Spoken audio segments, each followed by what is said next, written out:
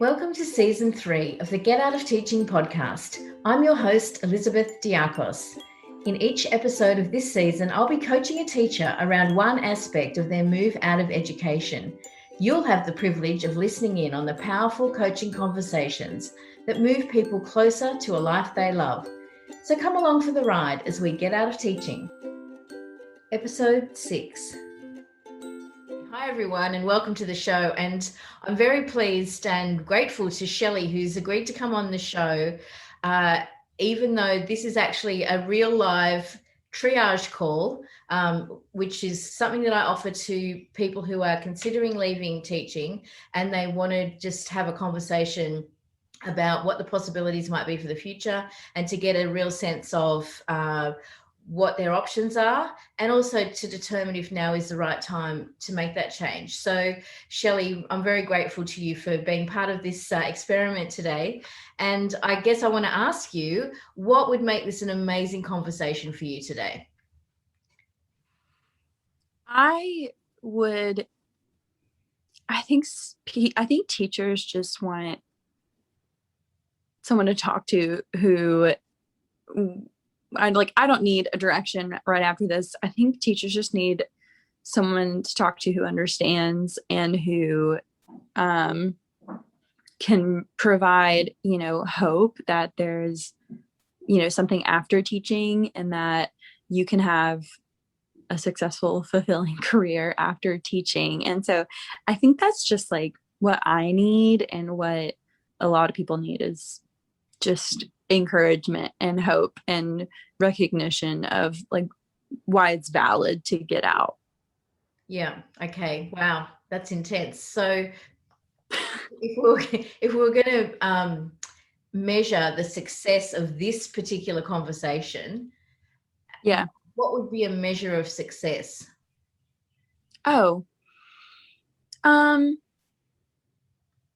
I guess just determining, like, do we need to move forward? Like, is it time for me to leave teaching, or like, am I not ready to leave teaching? Yeah. Okay, great. That's a really, I mean, if we could come away very measurable in 10 minutes, if we can get that nailed, that would be amazing, wouldn't it? Yeah. Maybe. Well, it would be good to know, or to have a sense of what the real situation is, because I think what I've noticed with teachers, with not just teachers, but because I mainly work with teachers, that we have this unconscious self-protective reconstruction of reality where we say we're fine, the F word, we're fine, I'm fine, and we go to work smiling, and I look at people's LinkedIn profiles and they look like they're teacher of the year. And then they message me and say, please help me get out. So it looks great on paper, but they're really not happy. And so, and I think you have to do that because you've got to still show up at work every day. But there's this real dishonesty in doing that, and a real inauthenticity. And I know that that's what cuts to the quick for a lot of teachers, showing up every day as inauthentic. So what's your take on that? Well, is inauthenticity one of the issues that you're facing? Yeah, I would say so. For me, teaching was like, I watched, Dead Poet Society, and I was like, I'm going to be the Mr. Keating, and I'm going to be like the teacher with the X factor, and I'm going to be so fulfilled. And I know it's going to be hard, but I'm good at hard things, and I know how to work, and I'm okay with, not being super rich. And so then I got into teaching, and I realized, like, oh, this is not what I'm not, exactly the X Factor teacher. And 2, this isn't all I signed up for. And so, yeah, absolutely. I do feel like I'm putting on, a fake smile a lot of times. And a student actually asked me last week, she said, Miss Spalding, are you happy that you became a teacher? And I said, yes. And I mean, that's a complicated question. I'm not totally saying no, of course, but that actually did happen last week. And I was like smiled and said, yes, of course. And I was like, in my mind, I was thinking, Yeah, well, I mean, so then you're kind of, do you start to believe that lie that you're happy and everything's okay, because you're kind of forced into this situation where it's not cool to show how unhappy you are at work and walk around scowling. That tends to be frowned upon. Okay, so how long have you actually been teaching for, Shelley? This would be my second year teaching. So I taught for a year abroad in Spain. And this is my first year teaching abroad stateside. Okay. So are you like at home now? Like, are you back home? Yes. Kentucky is my home. And so I'm back here in the South. And yes, I'm back home. Yeah. And so after 2 years, you've already realized this is not your cup of tea. Yeah. I don't know. Part of me is like wondering too. And I think this is a good question, is like, am I ready to get out? It's like, I'm like, have I given it enough time? Yeah, like, have I given it enough time? I haven't really taught the subject area that I was even certified in. I'm like, would I be happier teaching the subject area I'm certified in? I'm asking a lot of questions like that, but at the same time, I'm just like very overworked and very underpaid. And don't feel valued for like, all the time that I'm putting in. And just, I feel like asked to give more than I can, And so do you have the resources that you need in the school? Like, are they asking you to provide stuff as well? I wouldn't say they've ever asked me to provide anything, but I work at a private school, and so funds are already low, and my pay is already low. And so, for example, we had to have carts this year because we are the ones moving from classroom to classroom, and we were given a cart, but it could not hold anything that a teacher needed to carry from classroom to classroom. And so, like, yeah, I am buying my own supplies, of course, but the sad thing is every teacher does that. Every teacher is buying for their classroom and buying tons of things for their classroom. And I'm buying plans off of Teachers Pay Teachers just because I don't have the time to plan everything that I need to. And so in order to like survive, I'm having to buy my own plans on lessons on Teachers Pay Teachers as well. Yeah. Okay. So it sounds like there's what you're doing is not really what you signed up for. You're not even teaching your subject area. You're not creating any curriculum because you're so stretched. So all the creativity and the fun stuff is actually not happening. And so you're in this position now where and also you're on a cart, which is not really that fun. It's not nice to. Yeah. And that's COVID. Yeah, I know, but still, it's still not fun. Yeah. Still not fun. Yeah. So if we were to go back to the question, is it time to leave? What would need to happen for you to know that the answer to that?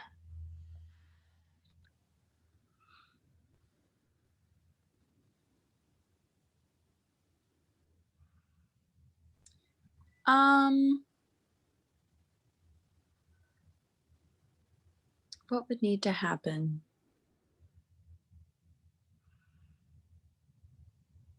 I think I would just have to be, well, I have interviews at a couple other schools that are my subject areas. And so, but I think in order for me to make the decision to leave, I think I would like to secure a job outside of teaching that I know is like, going to pay my bills, and that I'm also like going to be able to grow in. Like, I don't want to move into a dead end job, but I would like it to move into something that is going to be still fulfilling and good work-life balance and be able to pay my bills as well. Yeah. Okay. So let me ask you a different question then. Imagine that tomorrow morning you woke up and as you put your feet on the ground, you knew that you were going to that job, the job where you earn enough money and you've got everything you need. You're going to have a fulfilling work life. There'll be balance and you won't be teaching. How would that feel? That would feel so awesome. Yeah, I mean, that would feel amazing to know that, I wouldn't have the Sunday scaries of, prepping before Monday and grading on the weekends, and I could leave work at work and still make enough money to support myself. Yeah. Yeah. Okay. And is there a time frame for you? Like, would you like to be out by, say, ready for the next school year? You've started your new job. Is that what you're thinking? That's what I don't know, I'm not sure. And so if I don't get out this year, that's fine. And I'm happy to teach another year, especially during a non-COVID year.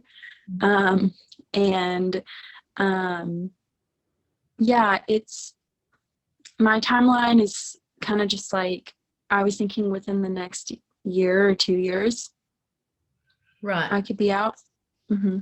So if you were to get a different job that's in your subject area, it sounds like that would be worth trying before you decide to make that change, like permanent. Mm-hmm. Yes, absolutely. Okay.